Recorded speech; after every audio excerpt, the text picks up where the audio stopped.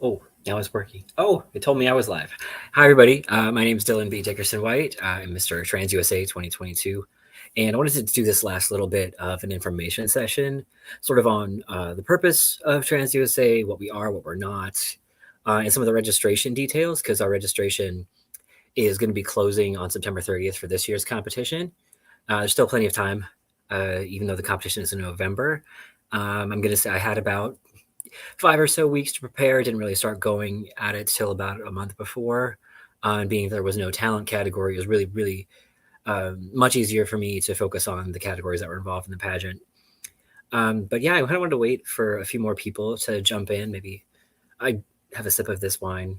It's been a stressful day at work. As you can see, my setup here is not ideal. Um, we had a 4-hour meeting today that was unexpected. Um, but yeah, before some more people were going to jump in, I can tell you what I've been up to. It's been a little bit longer than we had anticipated. So I won in May of 2022, and a lot of the things that happened, I think I see the comments here. And so what's going to happen before I finish that sentence is with the comments. Sometimes I can see, oh, they fixed it. So I can actually see who's commenting. Hi, everybody. Yeah, no, and I knew that a bunch of you were going to be wanting to talk details, and given the short amount of time, I wanted to make sure that we, could really all have the same information going out. So yeah, we had like 2 or 3 more minutes, but what I've been up to and what has kind of it fed into sort of the longer reign, not only in terms of having a better time for having the pageant in November as Trans Awareness Month, but really letting us focus on some of the upgrades and changes that we needed to make based on some of the feedback that had happened during the COVID years. So there were a lot of newer, I don't say newer, but a lot of newer information in the packet that should have been in there. So it's a lot more detailed. So it does seem like a lot more coming at people right now, but it's really just a lot of the things that were unwritten before. And now that we have everyone on the same page, we've seen a lot of the interest grow just because everything is spread out right there for you. So now that I have he's so handsome. I do not feel, I think it is the special lighting I kind of played around with. I don't feel handsome right now. It's been a very sweaty, stressful day, and I'm kind of in my swim trunks just to relax. I was, normally no one gets to see all that fun stuff. um, but yeah, so the whole purpose, I'm going to start out with Trans USA, is that it is a pageant based on advocacy rather than a lot of pageants in the LGBTQ community, which are primarily entertainment based, more business related, whereas more nonprofit and community related. So being that it's also kind of modeled after Miss Universe, wherein that there is no talent portion that's factored into your score. The main categories you're going to be focusing on, the heaviest weighted ones, are your interview and your formal category. Every other one is kind of scaled down from that. But the whole mission really is to highlight people in the community who are visible advocates, no matter what they're doing. They can do that through performance, which is why you see a lot of drag entertainers enter this pageant as well, because it is one kind of platform that people can use, and it's one that I've used traveling around. But I've also been involved with a lot of the policy initiatives, some of the healthcare stuff, basically going on in DC, given my health background. There's ways that people do just general work in government, people who are more politically oriented. There's people who just go about their daily lives and represent as, let's say, a mechanic or a school teacher or any of the above, representing using your title and advocating within your own realm of business. And it really has opened a lot of doors for people that I've seen, maybe people who weren't as out or as public about their trans identity, people who, even within that, getting more involved in the pageant and realizing that this is something that they can be highlighted in and do work for their community.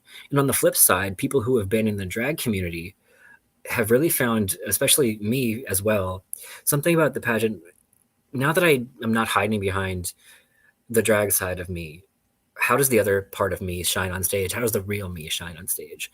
And I think it's amazing to see all of this play out in something that our community really hasn't had at this level before and in this capacity. So at least this year, especially, pretty much everyone is on this same playing field where this is pretty new. At least one part of it is going to be pretty new for everybody. So that's why, again, you'll see the packet being pretty detailed. It is a lot of responsibility just having the title, a Trans USA title, just because you know the way the community is being sort of targeted right now. And I think especially this year, everyone who's come into it has been pretty incredible about using that title to do real work and really connecting with people in their own communities or people outside of them even, based on, state registration and everything. So I just think that mission of highlighting people who are visible leaders, advocates, and really being role models, no matter how you're doing it, whether that is because you're an entertainer, it is because you're, working in law or in a school, or, you're just any health profession, we're just getting by right now, and showing people that that's okay too. I think that even when I started running, that was a big thing for me. I wasn't in the best place when I chose to, but I think that the whole experience throughout the last year and a half has really completely changed my life in a lot of ways, even though a lot of crazy things have happened since. And that's kind of why I've put myself full force into everything and really wanted to reach out to people and build those connections. I talked to almost every single person who registered, barring maybe one or two, at least an hour before. Just given the amount of time right now, I figured that this also would be another way to do that. So without, going too much into my touchy-feely side of it, I wanted to get into some of the details because that packet, and I apologize for this because I did write most of the content. And if you know me, I write a lot and I tend to overemphasize the detail, but I wanted to boil it down a little bit more. Just because it looks intimidating, it looks really dense, and there's a lot that you can either miss or that just it makes more sense if it's just said, which I kind of realize it's one of my failings as I write way too much.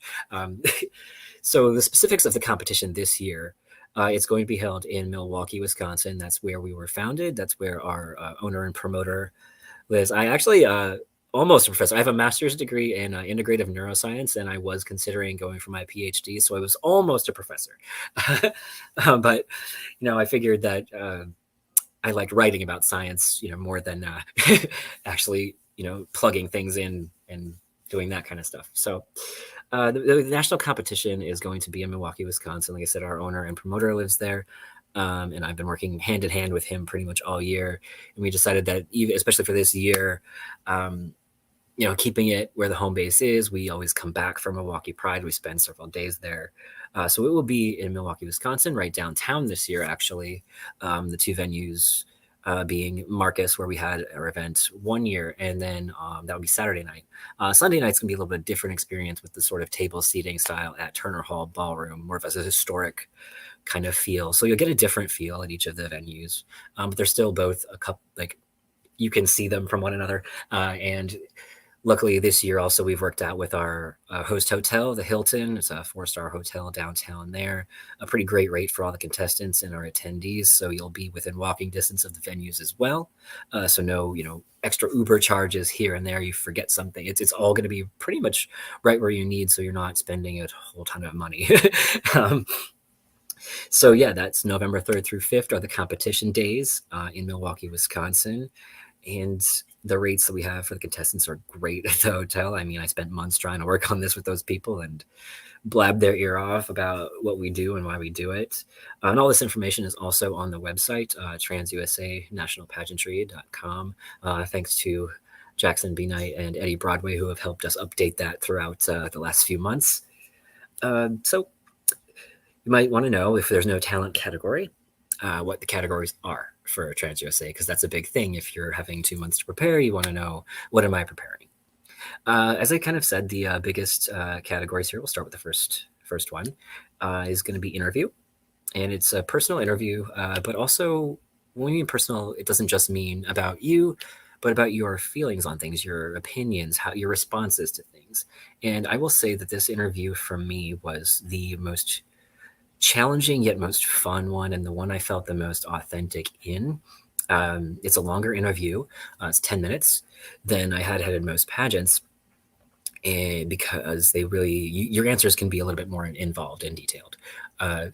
So I want to give an example of one of the questions I was asked, because it's something that I had never gotten asked in a drag pageant before. I was asked, as Mr. Trans USA, how I would handle or even respond to the right-wing extremism facing the community at that time. And I feel like that question is also even more relevant now.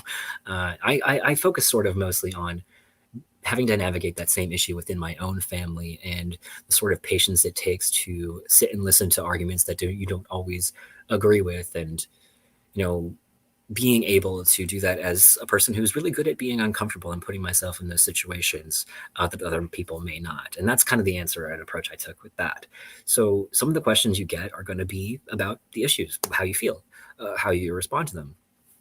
Do you know what's going on? And maybe even if the issue doesn't specifically affect you, if it's affecting parts of our community, how are you going to address that? Because you might be asked these questions. We know as trans people, we are always asked questions on the spot sometimes in general. Like you'll be out at a bar somewhere or somebody knows you're trans and you end up being that sounding board or the one who always has to face those questions. So this is at a little bit different level for that. But you're also going to have an opportunity to chime in maybe on personal issues that have influenced you, what you would bring to the system, just as you would with some other things. But it's really, I would stress that the questions are going to have substance. It's going to be something that you're not going to also have to really make up an answer for. It's really want to know how you're going to feel about things, the issues you care about, what your specific experience is going to bring. And the judges this year are going to be well qualified to assess that. And if you're going to really have thought about what you're going to do. So that's why it's 10 minutes. It's going to be a little bit more detailed. And those subcategories are there. It's all kind of detailed in the packet, different points involved with that. The subcategories of communications, your appearance there, the content of your answer. And I think those nitty-gritty details you can see in the packet that's available on the website. Again, TransUSA National Pageantry.com, or you can just kind of message me and I have it sort of on my phone. I can just, throw to you at this point. But then, you're going to have 4 others, 3 if you're not making the top 5, but then 4 if you are. So Q&A being the one that's for the top 5 only. The other categories that lead up to that, you're going to have your state costume. And this is really what the selection of your state is really reflecting. I chose Pennsylvania last year. That's where I was born. I did not live there at the time, but I knew a lot about what was going on there. So the state costume category is really one of the most fun ones you get. You really don't have a lot of limitations with it. You get to pick your own music. There are a few, no dangerous substances. You have to be able to walk on and off the stage by yourself. But really, it's your opportunity to showcase your creativity in creating the costume, to really kind of tell a story with it. Are you really putting some thought into it, or are you just kind of wearing a sports jersey maybe from your state? Like, even if you are doing that, is there another kind of story you can tie into it? They're really looking for the overall presentation in this, and you have more time in this category than you would with any other one. You have 3 minutes to do all of this. You get to pick your own music, and you get to sort of explain at the end. So that part is also scored. So you're scored on this category on the construction of the outfit, your creativity, your modeling ability. And the last minor part of it is the explanation you give at the end on the microphone, your introduction of yourself and your state and why you chose the costume and what it means. I think that, this was my most fun one to do. If you remember, I was the sort of transition of Pennsylvania from the industrial sort of coal age into more biomedicine and robotics, and with Pennsylvania having the #1 robotic school in the world, at least at the time. I'm sure it's CMU, it's still pretty much the same. I think that, my being able to sort of tie all that together was really fun. I chose that power, as the music. It was the most fun part of it, where I also got to interject sort of my drag skills into it. But even if you don't have that background, there's nothing that says it has to be, rhinestones or how big it is or anything. That's not a part of it. If that's your personality and your style and you want to do it that way. But there's nothing in here that's going to say it has to be super expensive or gigantic. It's really about that whole presentation of it based on those subcategories. And so coming from that, it's a pageant, so we always would expect This next one at the national level, there's a formal category, so gown and formal wear, and they're a little bit different. And of course, they're not going to be judged on sort of those hetero cis normative standards. If that's not what you choose to do, we're going to be instructing the judges in terms of what is and is not an acceptable sort of thing. They have a couple sessions they have to go to. But basically, we have those descriptions for gown and formal that are written to have basic guidelines. So when we're looking at, start with gown for Miss, this is really, again, modeled after that sort of Miss Universe style. So it's not necessarily something that could be perceived as a drag gown. Now, I will say, I've seen a lot of those gowns. They are completely embellished. They are completely stoned.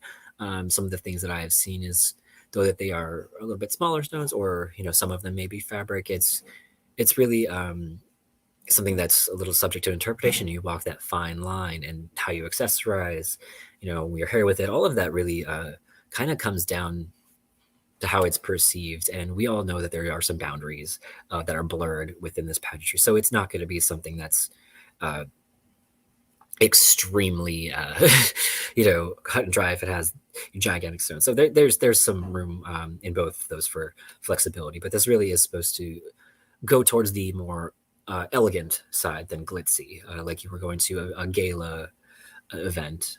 Are the judges trans? Most of the judges will be trans. I think as of right now, 4 of the 7 judges are trans, and everyone is well versed in both national pageantry and the issues that are affecting the community. It's been a month, 6 or 7 month long process of trying to vet out who would be the most appropriate and make sure the panel has the most diverse sort of set of experiences within and beyond the community. That was one of the questions. I see them popping up on the side over here, so thank you for that. Yeah, so with gown, again, the more detailed aspects of that description are definitely in there. And we have some examples of almost every category. I will say gown is one we did in our Facebook group that is for qualified contestants. One of the ones we did not put in there specific photos was formal and gown, just because some of them were very similar to what people have been discussing with me what they were going to do. But I'm happy to, any of us are happy to look at. And if you think something is crossing a line, we can tell you if it definitely is or is not. In terms of formal for Mister, I would say if you've done pageants before, this is at least in the drag world, it was hard for me, not to have a lot of stones. And light embellishment for the Mister category is absolutely allowed, but light is also one of those things that's subject to interpretation.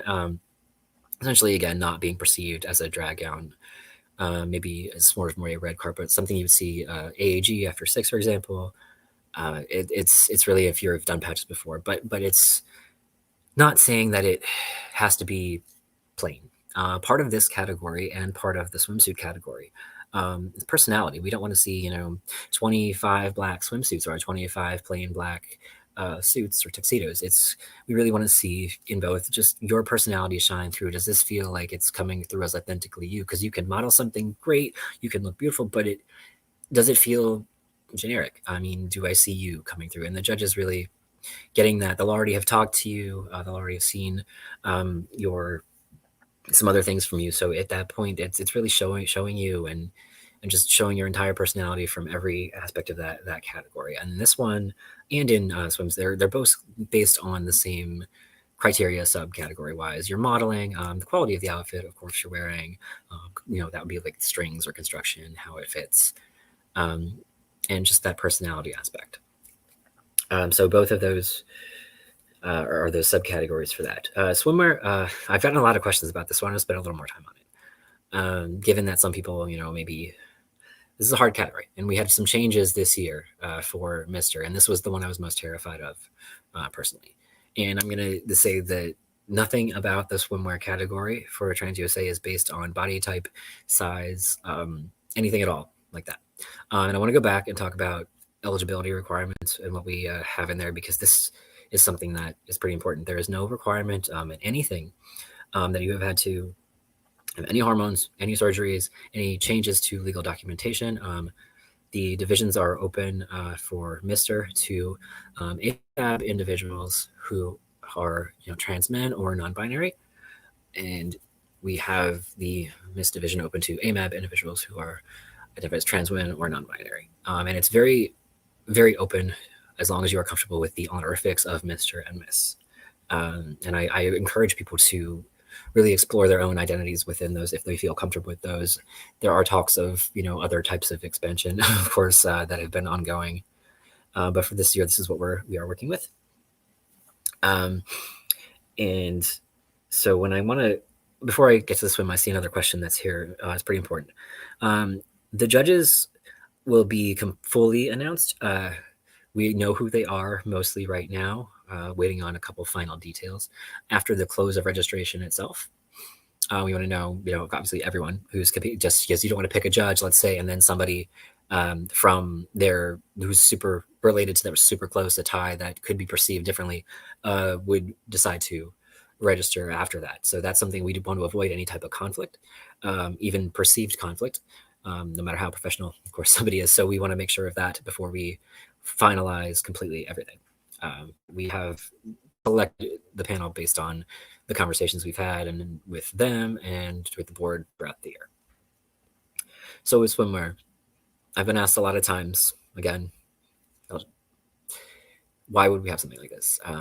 If it's not judged based on, your body type, what is it for? And this category I felt like is one of the most important ones, since so many of these conversations centered around, bodies and things like that, normalizing the idea that trans bodies look all different types of ways, and these are real trans bodies, and we feel proud of them, and they deserve to be on a stage.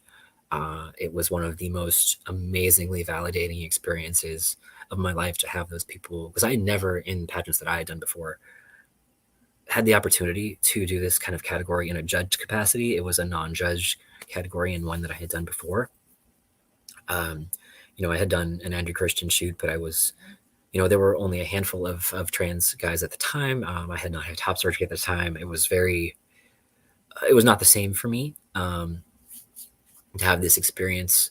So it was just getting others to be able to see that we are proud of our bodies in all these different shapes and ways, and that trans people can be seen in this light, that we can see ourselves in this light. Like, this is what a trans body looks like in all these different forms. And I think that the things that you're going to be judged on, again, it's the quality of the outfit, how it fits you, your personality coming through, the way you model on the stage. Nothing in there about, physique or body type or age or anything like this at all. That's one of the most incredible parts of this. It was one of the most fun ones to model and play around with. I mean, I had my little sunglasses. There were a lot of Pitbull comments apparently happening. It was just really, really fun. And then, last piece of once we get to the top 5 there, having the Q&A. And again, there are little bit issues or how you would respond to something. It's questions that we really get to see your thoughts on things come through. There are a lot of questions that people get asked in pageants where you can kind of give this stock answer, but it's going to be something that is relevant, and it's going to be something that where you're going to get a chance to, again, showcase some of what you're going to be bringing. So I think that, the 5 categories: interview, state, costume, formal and gown, swimwear, Q&A, that's pretty much. So in terms of what we're looking for in swimwear, not a creative category, but again, personality kind of plays a role. You can, use your accessories. In this, I had, gold jewelry throughout. I had my sunglasses. I did this sort of, red and blue kind of color scheme with it. There's different ways to do that. Especially I want to talk about in the Mr. Division, some of the changes that we had made. There were previous rules that were kind of in place from the first time around that nobody had really changed until we saw and how it played out. So basically, if you have not had top surgery, the only thing that is required is going to be legal coverage in the state, so we know what you're expecting there. And you can wear a swim top, anything that feels kind of authentic. You can use trans tape. I'm gonna just kind of say this: don't use duct tape. I will yell at you and I'll give you something else. But it's not good for you. But no, there's going to be no pain points deducted for the type of coverage you use. But this is really showcasing you. So this is authentic. This is limits for accessories. There is for swimsuit. So I'm working on for both of them really. You don't want to like throw something down and leave on the stage, but if you have a wrap with a reveal, if you have hats, you want to carry a bag with you, for example, like it's really kind of been more. We want to see the personality with that. It's not in the rules, of course, that you can't have these things. Accessories are encouraged to kind of show who you are. I've seen people with a little parasol in the Mist division. So really, it's up to you. I think that hair can be up or down, kind of styled. However, I will say, with the Mist division, there are, and each division actually, there are some like nitty gritty things of the swimsuit. So for Mr. Any cut, as long as it's not a thong, in both divisions, any cut that's long, it's not a thong in that area is totally fine. And it must be barefoot unless, of course, you have a medical sort of reason. You need a special kind of shoe or brace. Then that's, of course, totally fine. That's just got something you'll fill out on the form so that we can put that in your sheets. And yeah, that's pretty much in that respect. That's for it. But for the Mist division, it's going to be very, very similar to a lot of the continental rules. You'll have to wear at least some, one layer of hosiery there and heels. Again, except if there's a medical exception for the footwear that you would need to wear something different. There's a one piece, and of course, there are different ways to wear a one piece with different cutouts that are perfectly fine. Again, no thongs. But accessories go nuts. I like to anyway. This is really a chance to show yourself having fun up there. And yeah, that's again the very nitty gritty details of all of the subcategories of everything are going to be in the packet. It's like shows judges' expectations in there too, what we expected them. So it's about 26 pages or so. Again, it's on TransUSA National Pageantry.com. My husband is telling me dinner's ready. So I'm going to have just kind of a few more minutes of mine and take a couple minutes of questions, but I'll leave this up, post the sort of available things we have. And then, obviously get to dinner because it's been a crazy long day for all of us. But I did want to come here and really give you this last opportunity to hear these things from me. So yeah, prize package, it's also detailed in the packet, but I want to mention minimum. That's the minimum. That is the very minimum of what you're going to get. And I will say that as a system, we work really, really hard to, if all of this that we bring in, anything, it goes back to the work. So if you're traveling to a conference like I did, and I asked for assistance, it was there. The minimum cash is $2,000. I know there's going to be other additions from some people coming in there. I think you travel and I think the microwave blew up or something. The travel you're going to be at Milwaukee Pride. That's what we do every year. I was there for about 4 or 5 days. So your flight and everything, lodging there, your flight and lodging, at nationals, everything is kind of included there. You get a little bit of a fee per contestant that shows up at nationals, and there's lots of opportunities that we're going to be announcing. We have some partnerships coming up with the Sam and Devora Foundation, with National Center for Transgender Equality, a lot of things that are coming up that's just huge, expansive things that we cannot announce yet, but there are lots of opportunities. This is the minimum prize package that is listed in there kind of every year, what we would be able to offer, but things are added constantly.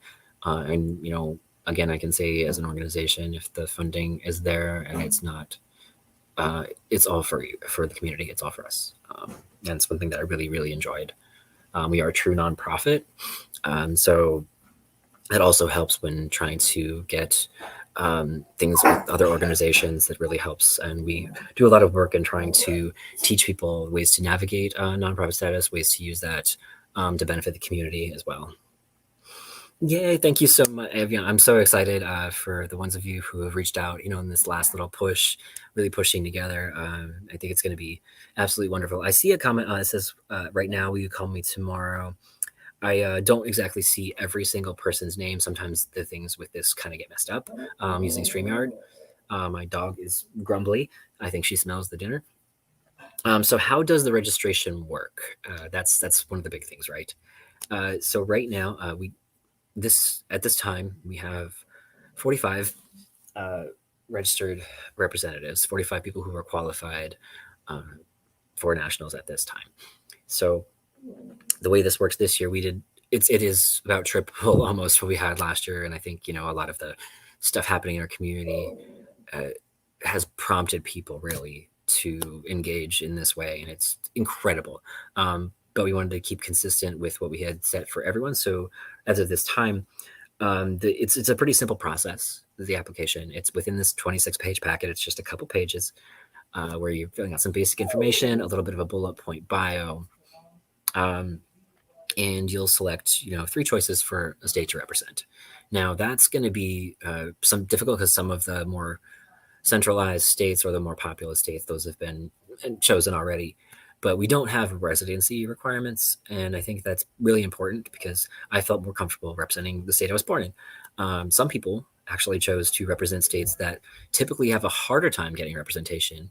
As an example, our Mr. Trans Texas actually lives in Indiana, but chose to highlight Texas because at the time of his registration, we really had a lot of trouble with that, and he's very knowledgeable and had gone to speak, has gone down to Texas, and really was focusing on the state with the most anti-trans legislation at the time. If you're even nearby and have access, it's really kind of wonderful to see people just focused on representing this year and, not expecting this kind of interest and explosion of what we've become. Really, when you look at the numbers coming down to it, the largest all trans event of this kind in the world this year. And I think that people recognizing how important that is this year, it's going to be like, a great event, and, whatever is available that we can work with and discuss how that can work for you.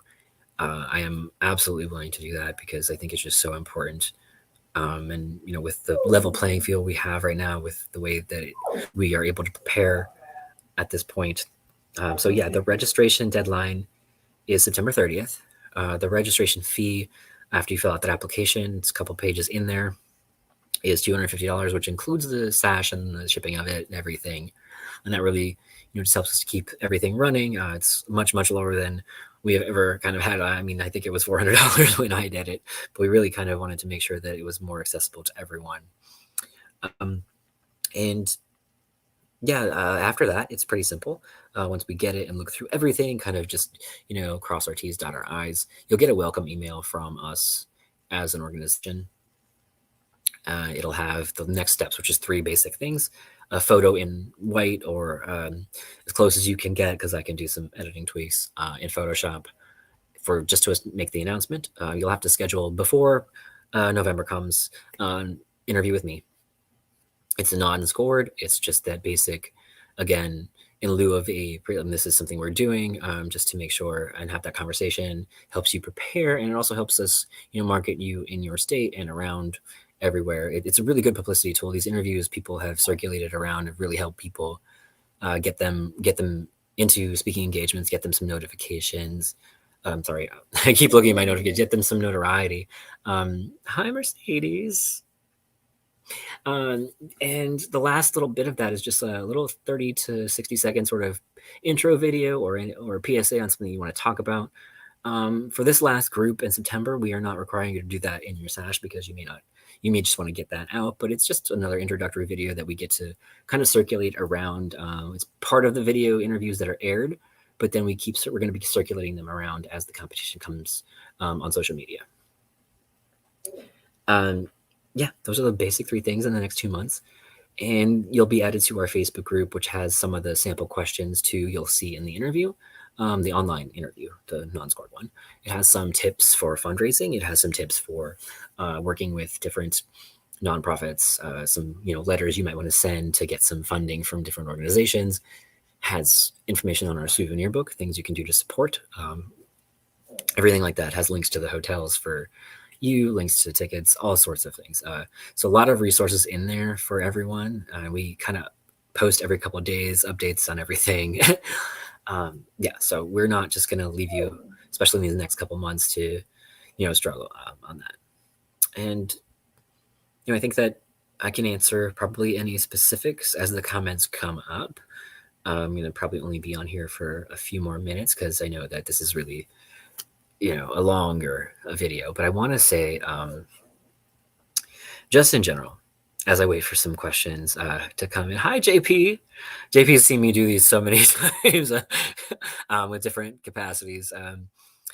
And yeah, so if you're not interested in competing, and I'm waiting for questions, for potential contestants, you want to know how to support us, there's a lot of different ways. We have a national souvenir book. It's the sort of the cheapest, easiest way to do that that we're doing. And I put it's through my LLC doing some of the graphic design and the printing so we can get the kind of lowest rates possible for that. And have a lot of that information posting as well. People choose to do on behalf of an organization they represent. Maybe you're a national promoter who has an upcoming pageant. Maybe you're an artist or a poet. You want to put a page in there, or a trans business owner. And we have rates that are pretty reliable. It's Full Color Magazine, $50 for half a page, $100 for a full page, and all the design is included as long as you give us the content. There's direct sponsorship opportunities. There are tiers, so they start at one level and go up. There's donations to give us for the contestants, a little gift for all of them. There's quite a lot of them, and that's also something that's pretty difficult for a couple of individuals at this point. There are paid opportunities that you could offer offer to the winners. There are even just physical prizes you might want to add to things, naming opportunities for categories, anything that you may want to do to support. And of course, we are a 501c3, so that does help if you're looking for some of those corporate deductions or anything like that. So there's totally tons of ways you can support. You can just coming to attend the pageant, cheering people on. I know it's right after Halloween and everything. It's just kind of a super important event for a lot of us. And I think that being one of the largest gatherings of trans people that the country sees, it's going to be such an amazing experience. And that's the last thing I kind of wanted to harp on is just the way that this has changed my mindset. I used to be, I'm still a pretty competitive person. I've always been that way, but I went into this, very, very competitive. And the minute I got there and started talking to people, probably within 5 minutes, I had this feeling in my head, and I started to visualize it. What happens if I don't? And I started to look at myself on that stage, visualize it in my head, visualize and even hearing it, not my name not being called, and to not be so crushed by that, to not even have that be something that mattered anymore. For me, it was something I never thought would happen. And it's one of the reasons I threw myself into it, and it's changed the way I've worked with every other competition. And sort of the way I approach even coaching and teaching people on anything. Because I feel like going into that, if I had gone into pageantry 10 years ago with that attitude, I think things would have been really different. So unrelated question, is there an international pageant network you're working with? We are not involved with international pageant just yet. This is not like where it's like International Queen, where there is a USA part of that. Especially, there's not really an option for that for men. I would love to sort of get affiliated with that as long as they were in alignment with our missions.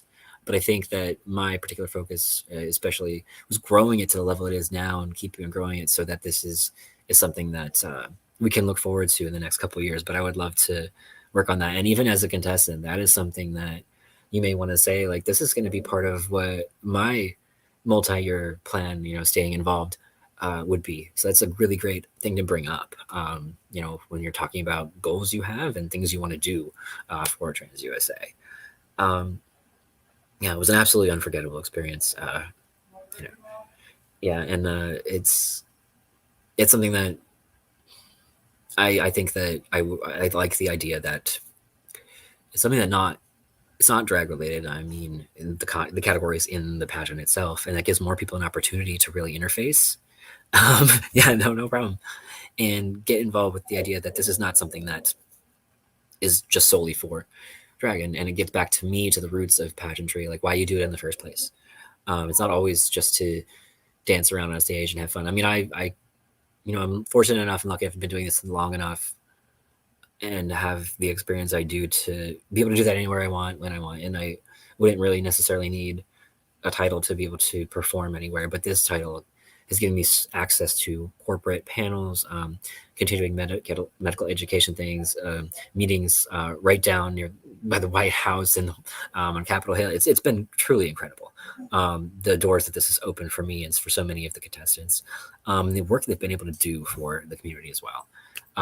So even between just a handful of contestants, I know offhand there's tens of thousands of dollars have been raised. So I'd love to see for their community organizations what the overall goal that people have been able to do, or even just the person hours they've invested in their communities.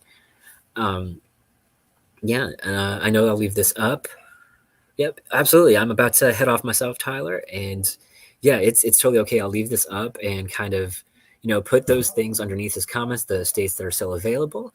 I'll be available probably for shorter sessions, 20 minutes to half an hour over the weekend, and leading up to the 30th. We're doing a lot of work personally on me on some of all the venue and hotel contracts and all the organizational aspects. It's something I'm kind of like old hat at this point, so I volunteered to help out with the smaller kind of team this year. But yeah, it's been great, and I'm gonna say my goodbyes here and eat my roast and scallop potatoes, because there's about 4 different kinds of cheeses in there, and I know I have some step down outfits that haven't yeah, this is my last time I have scalloped potatoes with that much cheese. Let's put it that way. Trying to get back into those. Yeah, thank you again for jumping in. And the packets again are available if you want to register on transusanationalpageantry.com. A lot of the information about the event, the host hotel, everything's on there. I know one point I will say on that before I go is that sometimes if the hotel links for the attendee block for a certain day have not worked, that means that we have filled up at rooms in that block, but I'm always able to call them, add a few more here and there. So just kind of, I'm doing that tomorrow as well. So if that happens again, I will be just kind of updating every week. But I'm going to head off here now. And thank you again, everybody. It's been an incredible year. I'm exhausted. I am going to be taking a little out of a break afterwards from at least the performing side of it and the traveling side of it to focus on some of my own health things, some of my own family things. But I'm obviously going to be very, very involved going forward. And I'm sure we'll have some fun things to say about that in the next couple months too. But thank you again. I'm going to take my whining dog to the kitchen and have my dinner. Have a beautiful rest of your week. And anything you need, just message me or the page, and I'll be the one to get back to you. Bye. Probably should have ended it before I moved the paper.